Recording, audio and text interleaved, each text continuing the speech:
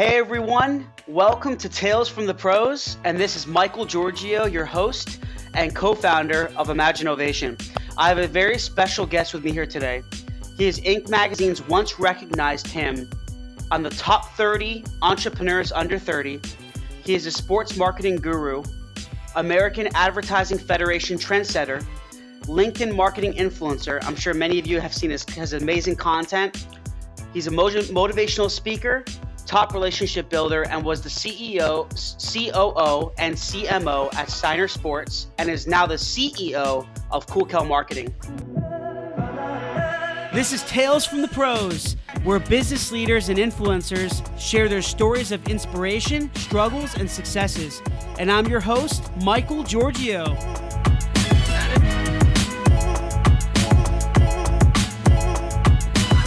Please welcome Kelvin Joseph. Kelvin, I appreciate you being here with me today, man. I know you're very, very busy, and thanks for the time to talk with me. Let's do this. I'm so happy that you asked me to come on the podcast. I love what you do. Thanks, man. I really appreciate it. I know this is I know you have a lot probably going on today, right? So this is a good kickstart to your day. Yeah, it's Oscar weekend in LA. I'm out here supporting some of my clients. One of my clients is getting a major award after the Oscars, and I'm out here doing some amazing marketing and PR. So this is a kickstart to the day. It's about 7 a.m. in LA, and I'm ready to go. Sweet. Sounds good, man. I really appreciate it. Thanks again. So just to kind of kick things off, Kelvin, give us a little background on your story and essentially how you got to where you are today, in just in your career and even in life. Well, the reality is that I come from real humble beginnings. I'm the first person in my family born in this country. My mom flew over to this country with me in her stomach from the Spice Island of Grenada. I wasn't even born in a hospital. I was born in my grandfather's bathroom. We didn't even make it to the hospital. So real humble beginnings. And the reality is that when I went to college, I couldn't just major in marketing, or I had to major in like a major that could definitely get me a job. So I majored in accounting. That was the major I chose in college. And I met a lot of great people and made a lot of great connections. There was an organization called Inroads that helps talented minorities get prepared for community leadership and roles in corporate America. And they helped me get a job at EY, one of the largest accounting firms in the world, when I was 19 years old. And that's where I built my foundation. And the funny thing is that I'm at one of the largest accounting firms in the world. I'm a CPA at 21 years old. And I actually was there for a few years and built my foundation, but people thought I was crazy. People thought I was crazy when I left, because I left that role to become a shoe salesman. What? You're leaving a role at one of the largest accounting firms in the world to become a shoe salesman? But the reality is that my wife and we took $10,000 and we built Samantha Shoes, which is focused on helping women that love shoes but wear larger sizes. There's no shoes for women if their shoe size is above a size 10. So we took the $10,000 and built it into a multi-million-dollar business. And that's when I didn't look so silly at that time, because I was on Inc. Magazine 30 Under 30 the same year as Mark Zuckerberg. He was number 4. Wow. My wife was number 25. And I was number 26. So that was me in my 20s, just coming out the gate, crushing it, taking big risk, leaving a safe opportunity, one of the largest accounting firms in the world, to just go out and do a startup and really pursue a passion. So the reality is, though, lessons learned is that in 2008 and 2009, banks were going out of business. So it really affected the entire retail landscape. I had a huge contract with Amazon. And then Amazon bought Zappos, and my contract wasn't renewed. So I went Hmm. from getting like $100,000 purchase order every month to like zero. And then all the independent retailers went out of business. I mean, you can't find a shoe store anymore. Like even department stores, they're being bought and sold just for their real estate now. So Right. the retail landscape has changed tremendously. So so I had to run back to corporate America. I didn't get a bailout, you know. So I ran back to corporate America, and I ran strategy at Saks Fifth Avenue, and I built financial infrastructure for Gilt Group, and then I spent the last 9 years as a CMO and COO at the largest sports marketing company in the world, as well as Steiner Sports is owned by Omnicom, which is the largest marketing and advertising conglomerate in the world. So the reality is now at Kool Kel Marketing, I'm not afraid anymore. Like when things got rough for my startup, I ran and hid in corporate America because I was afraid. Nobody was sending me any bailout money. I had to deal with all the issues that some bigger companies didn't have to deal with. So now at Kool Kel Marketing, I'm not afraid anymore. I'm helping CEOs grow their sales and build their businesses, and using all my lessons learned from being an entrepreneur and being in corporate America. And I'm helping CEOs grow their sales without fear. I love it. That's great. And how did you end up at Steiner Sports from your previous job? Well, I had mentioned that I did some strategy for Saks Fifth Avenue, which is a nice way of Right. saying, Okay. I, it's a nice way of saying I was doing some reorganization. I would go Hmm. around and fly around and fire people and make sure the business is efficiently making profit and things of that nature. And then I didn't really like that because it was kind of negative. Because when I came around, people lost their jobs, and I was more of an efficiency expert, so to speak. Um, so I had left Saks, and I had went to Gilt Group, and I was like, okay, this is a startup. Um, the company went from like 0 to 100 million really, really quickly. And the reality of it is, I didn't like working 80 hours a week at a startup that wasn't my own startup. Right? If I'm going to work 80, 100 hours a week, I need to be doing that for myself. Hmm. So, so an opportunity came up where Steiner Sports actually needed someone to do what I did at Saks Fifth Avenue, which is come in, take over their various departments, starting with the accounting, finance department, then operations, then sales, and just reorganize the entire company. So I came in initially in the accounting department, and then I rose through the ranks, first to CFO, and then I was the CMO and COO there. So it was a really great experience. And I think the reality of it is, for those that are listening, it's important to be really good at what you do so you have more choices, more options, because you could have a dream job, but the dream won't become a reality if you're not sought after, if you're not wanted. I mean, you could want them, but they might not want you. Right. So I guess the key thing I would say is, for me, I put God first in my life, and I'm a family man, and my career is actually a distant third, but I'm really good. That's amazing to hear. I'm glad to hear that. I think that's going to inspire a lot of people that hear this episode, and I really hope it does. So just with all your experience, Kelvin, you're an amazing salesman, obviously. You're an amazing marketer. You were CMO for a large company. You're pretty much probably wearing a lot of hats now at your own company.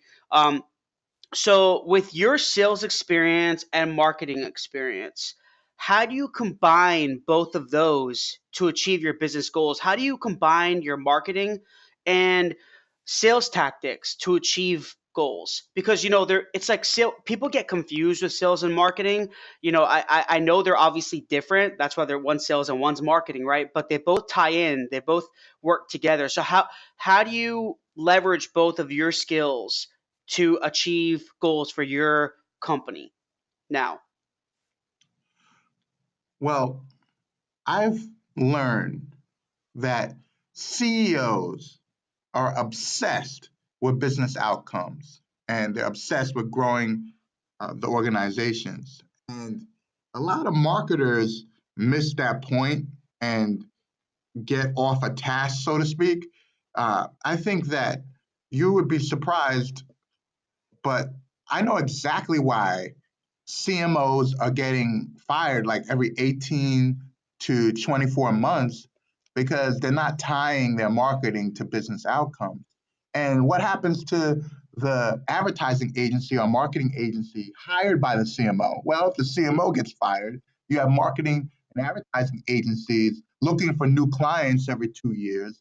So there's a lot of waste and efficiency when you're the top marketing person is getting fired Hmm. or leaving because they see the writing on the wall, and then the agency's out. So there's a lot of disruption in the world today.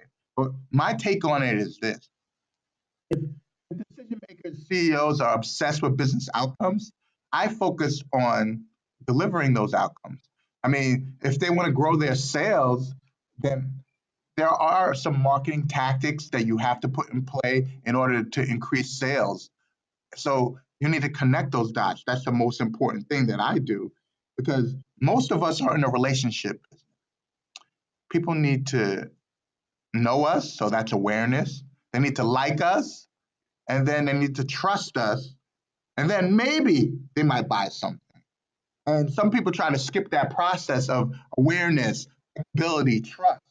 And marketing can really help with that, but we need to connect those dots after we develop that brand awareness. I call it the cool.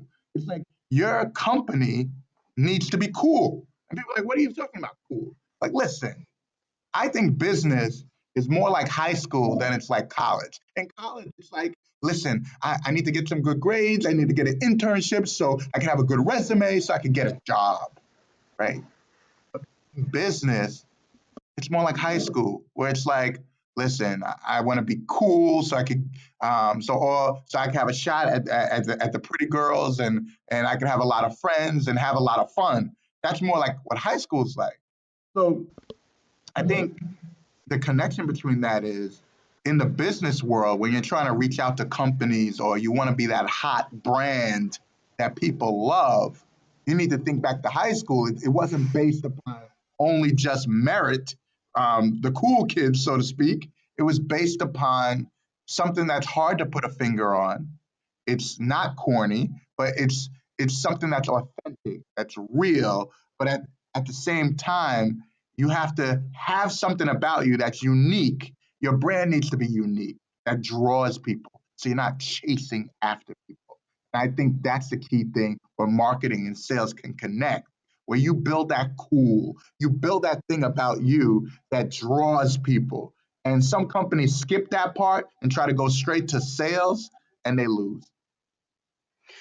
That's I think you just made my day, Kelvin, with saying all that because I'll tell you that I've heard I've interviewed some just outstanding, phenomenal people on this show, and I've noticed that and they're all super successful, just like yourself, and I've noticed that the most successful people they've said very similar things to you. They've said that when they're building not just their personal brand but their company brand, they said that a lot of it is about generating this recognition, this awareness, this trust with their audience, with various communities, and when they do that, when they're building relationships, right?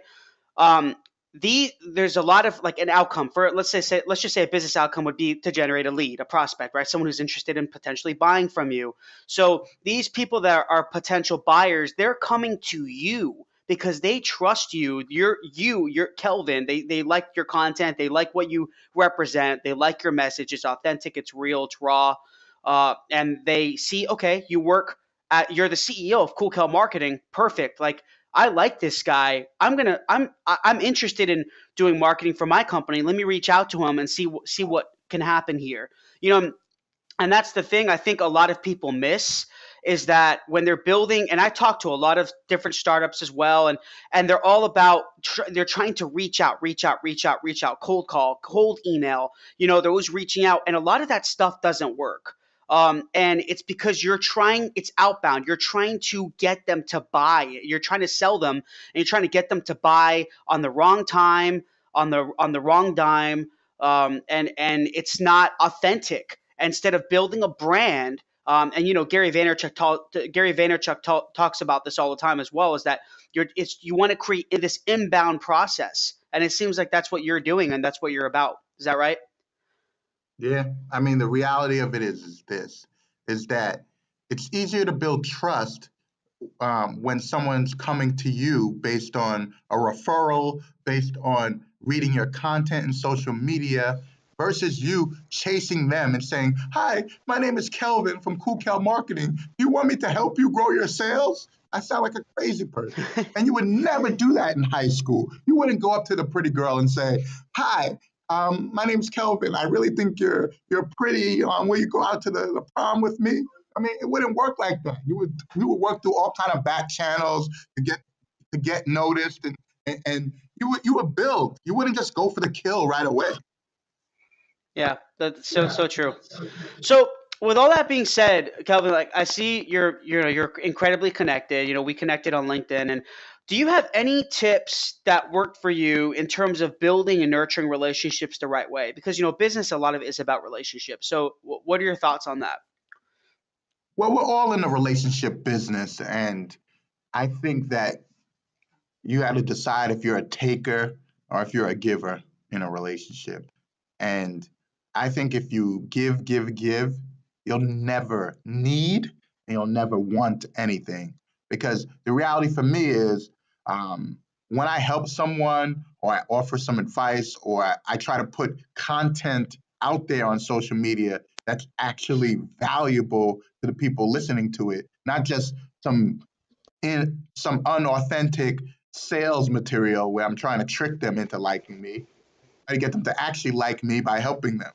So the reality for me is this: I've built a lot of relationships, and I think that it's not a numbers game because I don't have a huge connections, but it's almost like I'm connected to about 37,000 people. I think on LinkedIn, a good connection account has about 2,000. So 37,000 is pretty good. Oh My yeah. secondary, my secondary reach is 50 million people because I've connected with 37,000 the right 37,000 people. My secondary connection is 50 million people. So, so it's not just a numbers game, but it is a numbers game to the extent possible. If you have quality, you don't need to just be just getting numbers for the sake of numbers. So the reality for me is the people that follow me on LinkedIn, they're feeling me. And that's what matters. It could be, if it was 1,000 people would be pretty good. You got to start somewhere because I can't even handle 1,000 customers. So I definitely can't handle 37,000. So, so it is an amazing thing that I'm very proud of. But when you want to connect with people, sometimes it seems to be unauthentic if you say something like, "Hi, my name is Kelvin. Can I pick your brain?" Blah, blah. I don't want my brain to be picked. Okay, I don't want to start a relationship. I don't trust you. You're saying, I know you really want something, and instead of asking for what you actually want, you're asking to pick my brain. Like, I don't want my brain picked. So the reality of it is this: you got to come into the situation not from scarcity, but you need to come from a position of abundance and just say, "Listen, hey, Kelvin, I have this podcast, and it's going to be really cool for you to come on this podcast, and this is how it's going to be cool for you." At the end of the day, that is cool. I want people to start. giving first, and maybe you won't get anything back in return. But the reality is this, is that there's a happiness that comes with giving. But on top of that, if you play the numbers game and every day I'm giving to 50 people every day, and I only need one of those people to reciprocate, then I'm not so thirsty and transactional in my relationships. My relationships are deep and they are authentic. And do you think that a lot of the relationships you've built have they were they built from were they built a lot, via digital, like LinkedIn, or were they actually face to face? Because I know you were dealing with, in your past in your past job, you were dealing with a lot of athletes, so you probably met with them, right? You sat down with them.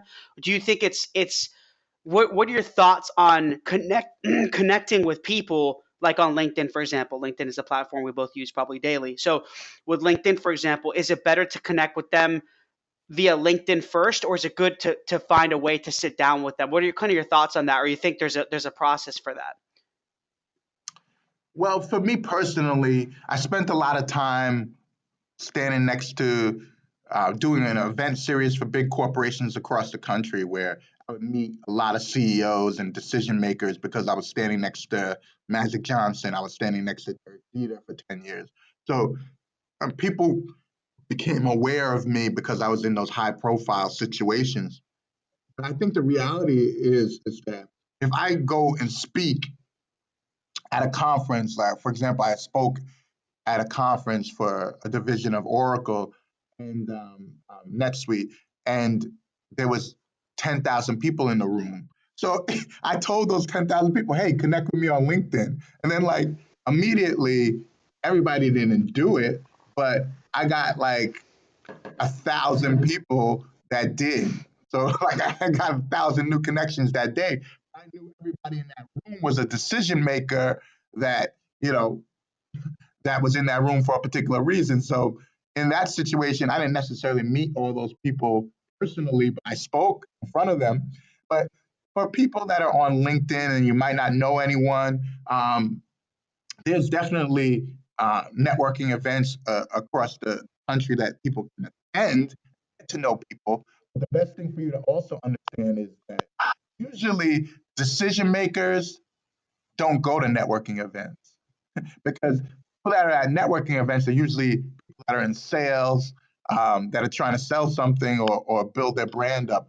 Big wigs, they don't go to networking events. They only go places where they're on the agenda, they're speaking. They don't leave their house unless there's a check attached to it. So, so that's the reality. If you want to meet some of the big fish in the world, you almost have to be humble. And what I usually would do is you can just start liking their stuff and commenting on their stuff on LinkedIn, and then maybe they'll get to notice you after a while. So there's a lot of ways to do it. And sometimes we aim too high. One of my biggest regrets was that when I left college, I didn't build a lot of relationships with my peer group because I was always looking to build relationships with the VP of the company or the CEO of the company. But now my peer group are in their 40s and they're the ones running things. So some people don't realize that if you're leaving a university, you should make friends with the people that went to school with you or the people that went to school a year after you or a year before you. And that could be a way to build there. That's great.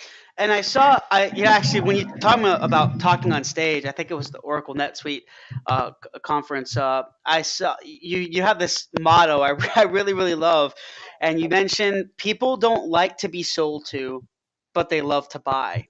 Can you explain that a little bit more? Yeah, I think I stole that from someone. I don't know from where yet. Well, nonetheless, I love it.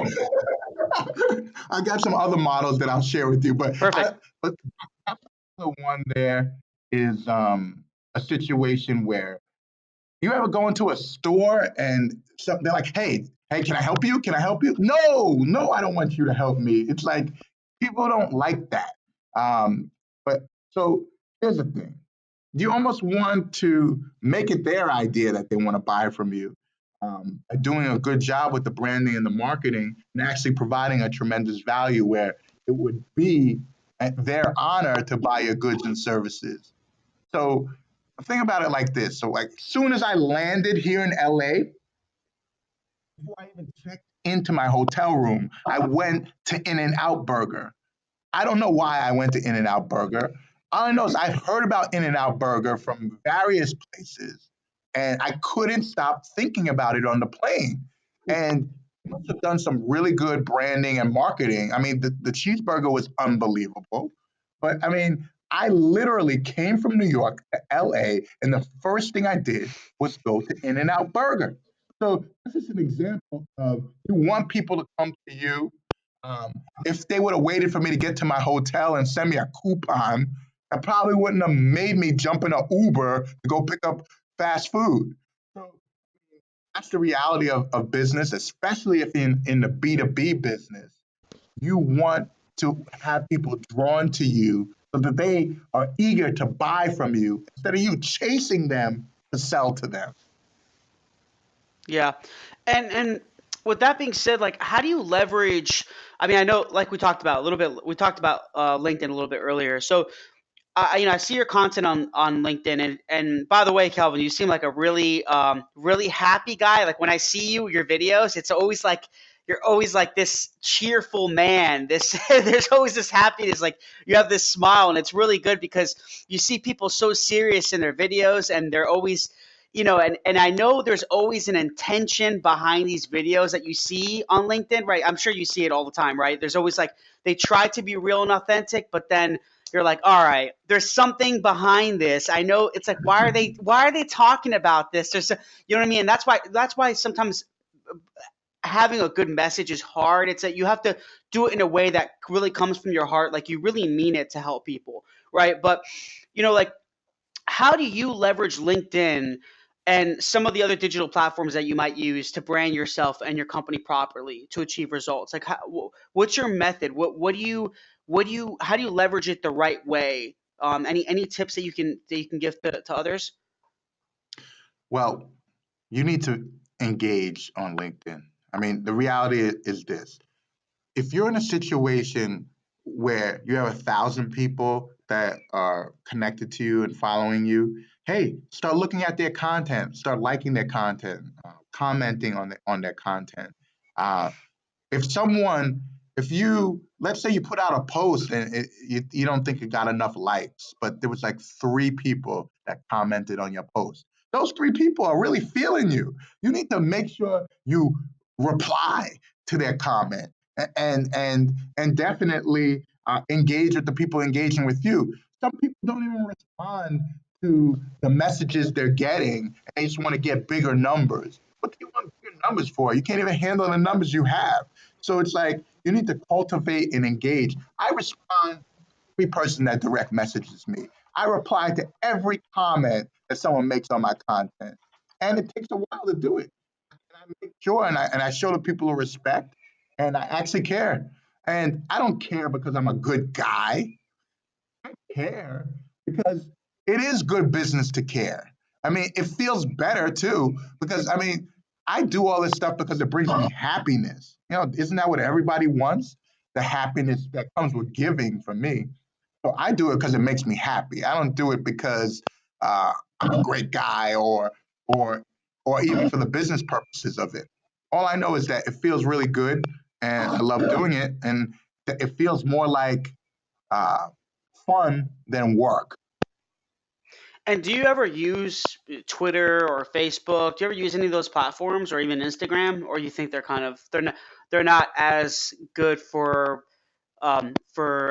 reaching your audience and like in regards to like what you do? You think obviously every single platform has a different purpose, right? Has a different audience, and some are more cluttered than others. I personally love LinkedIn. I think LinkedIn is amazing. It's starting to get a little bit cluttered, but Instagram and Twitter seem to be, I don't know. I just have my thoughts and opinions on that. But do you ever use any other platforms to help you? I didn't. I was going to apply to the Guinness Book of World Records. I'm the person with the largest uh, LinkedIn account that doesn't have any other social media account at all. So I think I'm gonna apply it to the Guinness World Records. I'm not against other social media. I'm probably gonna open up a YouTube channel soon, and I'm relaunching my wife's business, so I'm probably gonna start doing some on Instagram. The reality for me has been that uh, I don't really, how do I say it?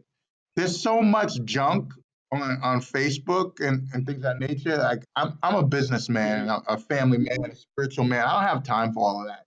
So I've been focusing on LinkedIn, and it does take an incredible amount of time.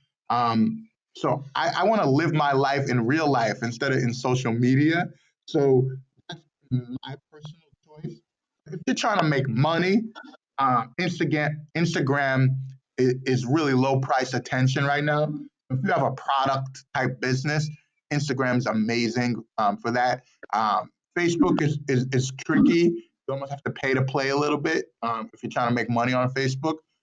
But people are making tons of money on there. So it, for me, I'm more authentic on LinkedIn, and the other social media channels, I would say I'm more of a.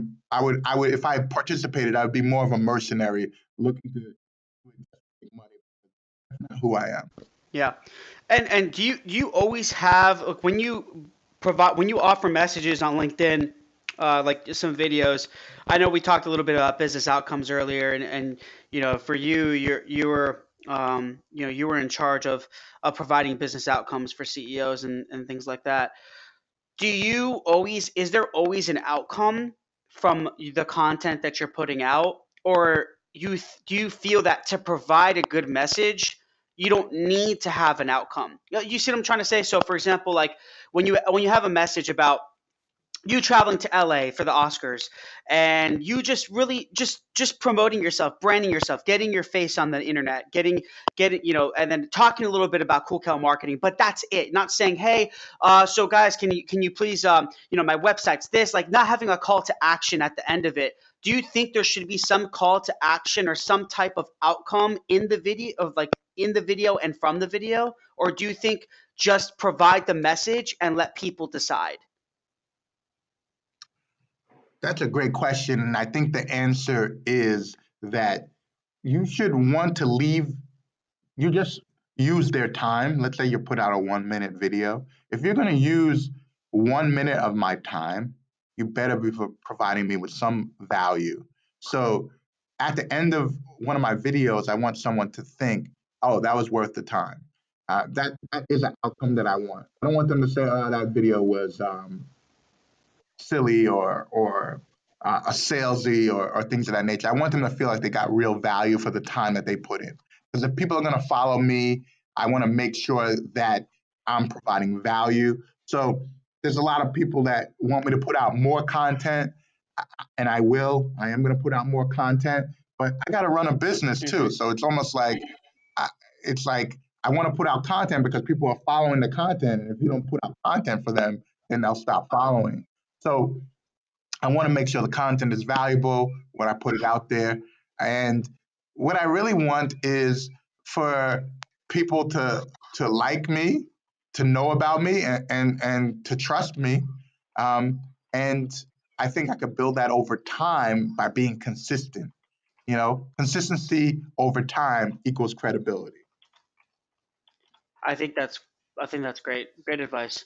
And that's a question I had some people, even some of my employees and some followers of the podcast asked me that question, and I wanted to definitely try to get your insight and pick your brain, quote unquote, pick your brain a little bit about that the right way. So thanks for sharing that. So backtracking a little bit, Kelvin, when you were at Steiner, I always wanted to ask you this. You knew a lot of athletes, like I'm sure you're friends with some of them. Who are really the coolest ones or the most inspirational ones that you knew or that you met? Some of the really like just amazing athletes that you're like, oh, this, like for example, like Derek Jeter. Was he just? I mean, was he what people think? Are all these athletes, like some of them? I'm sure are very humble, right? Well, I'll tell you this.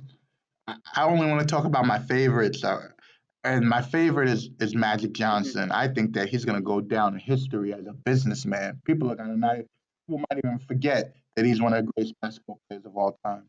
They're going to remember him as a businessman, as a philanthropist, as an icon. He's a mentor to me. The way he approaches business, he's so much smarter than what people know, and I mean, he's done billion-dollar deals and things of that nature, but man, if you ever get in a room to talk to this guy, his intelligence is off the charts. His instincts are off the charts. His his um his intuition. I mean, the guy has it all. His magnetism. So Magic by far my Mhm. favorite. I consider him a mentor, and I think he's going to go down in history as a businessman versus one of the best basketball players in history. That's and you got to help me get him on the show. I would love to interview him. I'm sure I bet. I'm sure he's very busy. But that's cool, man. So and what is the with your current company, what's the future look like for Kool Kel Marketing? Well, the interesting thing is that when I first started the company, I was planning for the worst case scenario. Like, okay, I'm leaving a huge salary to become an entrepreneur again. And since this is my second startup, I have done this before when I made the big leap, leaving a huge accounting firm to start the shoe company. So, you know, you could get a little bit afraid. So I was planning, okay, what's the worst thing that could happen? But I didn't plan for massive success. I didn't really understand that hundreds of people will be reaching out because they want to grow their sales. I didn't realize how popular the company would be. So I didn't really plan for success. Right now, I'm building a network of strategic partners, CEOs of other companies that are in the marketing space, so that I could build a network where all the work that's coming in, I could share it with some of my friends and grow their businesses as well, and keep the Kool Kel stamp on the relationship, but also outsource some of the nuts and bolts. For example, if someone needs to rebrand their company and their website sucks, they might need a website guy. I'm not a website guy, so I can't necessarily move forward with helping them grow their sales if every time someone goes to their website they're turned off. So then I have to bring in a specialist to help with that. So I'm building my network. I'm building my friends. That's why I'm on this call as Mhm. well. I'm trying to find friends like you that we could build together. Amazing. And what's some of the best advice, Kelvin, you received from someone else, just regarding business and life? Did you have any? I know you mentioned Magic Johnson being a mentor of yours and being a huge inspiration for you. What's some of just the best advice you received from somebody regarding business and or even life? Yeah, I mean, this is where I'll give you some of my sayings and some of my quotes that are meaningful to me. I really believe that your humility needs to exceed your ability. And when your humility exceeds your ability, you're able to grow and people gravitate to you. You don't want to be a manager, you want to be a leader. And leadership is inspirational, okay? It's not positional. So at the end of the day, if you want to be an inspirational leader, you need to serve people instead of um, dictate and manage them. So I think that that's critical. I do believe that people lose the point of life. If you want to be happy, happiness should be your definition of success, because the reality of it is that there's millionaires and billionaires that I know that are not happy, and they actually are the ones that could tell you that every incremental dollar does not bring incremental happiness. Don't get me wrong, no one wants to be in a position where you can't pay your bills, but once you can pay your bills, the extra money does not bring you extra happiness. So guard your time wisely and make sure you're doing things for the right reasons, and that you know who you are and you know who you want to be when you grow up. Yeah, having the right motive. I always talk about motives. having the right motive is so important because your motive and your intentions is going to take you so far. If you have the right motives, I believe nothing can stop you because if your motive's in the right place, you can overcome so many different obstacles and hurdles. And I think people can really resonate with that. So just to kind of close things out, Kelvin, I always ask this. You did touch on it a little bit, but I always ask on something called the three hows. In your own words, how do you essentially define failure? How do you define business? And how do you define success? Well, when it comes to failure, a setback could be a setup for a comeback, right? So I think failure is when you don't even try. So my definition of failure is when you are so afraid to be authentic, to pursue your dreams that you don't even try. That is failure. When it comes to business, how do I define business? Business is everywhere, and we're all in the relationship business, and businesses are based on relationships. If you're selling a product, yes, it's based on if I'm aware of you, if I like you, if I trust you, then maybe I'll buy. If you are selling B2B marketing services or B2B services, again, it's a relationship. I need to like you, I need to be aware of you, and I need to trust you. So business is about relationships. And again, happiness is success. And if your humility exceeds your ability, you know that happiness is success and you can live your life in a way that you win. And I wish that for everyone that's listening to this podcast. And definitely reach out to me on LinkedIn. I want to give. Because in that situation, I'll never need or want anything. And I wish that for you as well. Really appreciate that, Kelvin. Thanks a lot, and I hope people do reach out to you and connect with you. And a lot of people already know who you are, but we're gonna try to even increase the reach even more. So thanks again, Kelvin. Really appreciate it. And I know everyone can find you on LinkedIn. Kelvin Joseph. And what about your website? Anywhere else people can reach you? Yeah, you can reach me at koolkel.com, all K's, KOOLKEL.com. And look out for my YouTube channel coming Perfect. soon. Kelvin, thank you so much, man.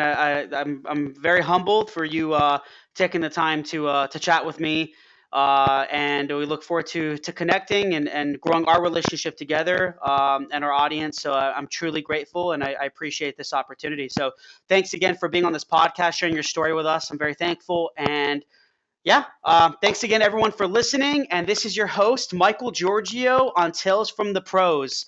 And until next time. Please subscribe to our YouTube page and also follow our social media. There are links somewhere around here. But we really appreciate it, guys. Thanks for all the support. And I'm going to be giving you awesome content continuously. And we look forward to seeing you soon.